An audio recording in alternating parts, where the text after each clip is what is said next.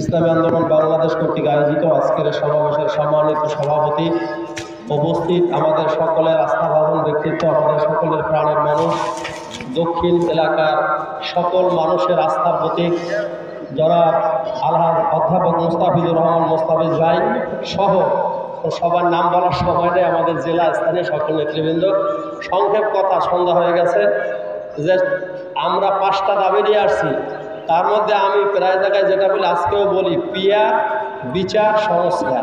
বলেন কি? পিয়ার, বিচার, সংস্কার। এই 3টা বাস্তবায়ন ছাড়া বাংলার জমিনে নির্বাচন হওয়ার কোনো সুযোগ নাই।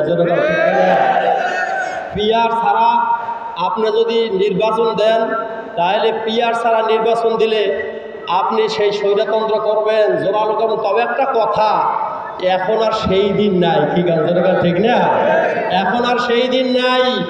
বলে প্রত্যেক দিন ঘুঘু তুমি খেয়ে যাও ধান, এইবার ঘুঘু তোমার রাখিব প্রাণ। ঠিক আছে, ঠিক না?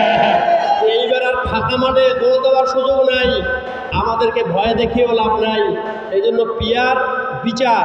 বাংলাদেশে সেই জুলাই অভ্যুত্থানের কথা যদি আপনারা ভুলে যান, আপনারা কিন্তু 7ই জানুয়ারির নির্বাচনের পরে অপেক্ষায় ছিলেন 5 বছরের। কথা বলেন না কেন?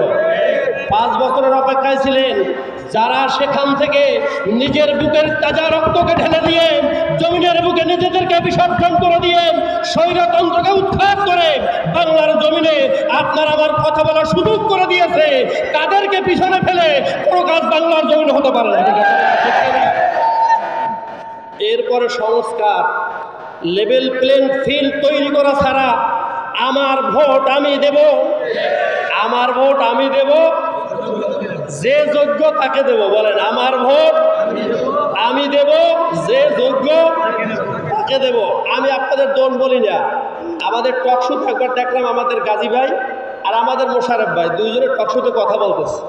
তা বেবি মোশারফ সব বললেন যে আমরা 700-র উপরে লোকজন না, 7000 বললো বহিষ্কার করছি। তো গাজী ভাই বললে, আপনারা যদি দুর্নীতি না করেন, চাঁদাবাজি না করেন, বহিষ্কার করলেন কেন? ঠিক কথা কেন? ঠিক না? তাইলে বোঝা যায়, আপনার কথাই বোঝা যায় আপনাদের মধ্যে চাঁদাবাজ, দুর্নীতিবাজ এ সমস্ত লোক আছে। কথা কেন? ঠিক না? আপনারা তো বহিষ্কার করলেন কেন? তাহলে বোঝা যায় ওনারা আছে। তা যাই হোক, পিয়ার, বিচার, সংস্কার ছাড়া নির্বাচন হবে না। এই আমরা সকলে, পীর সাহেব চরমনাই যেমন শ্রেষ্ঠ নেতা, ইসলাম যেমন শ্রেষ্ঠ নীতি, আমাদের প্রার্থী তেমন শ্রেষ্ঠ প্রার্থী। আমি আপনাদের সামনে আমাদের প্রার্থীর কোনো গুণ বলতে চাই না, আপনারা বুকে হাত দিয়ে তার একটা দোষ দেখায় যান। ঠিক আছে, ধন্যবাদ। দেখবে না, আল্লাহ পাক আমাদের সকলকে কবুল করুন।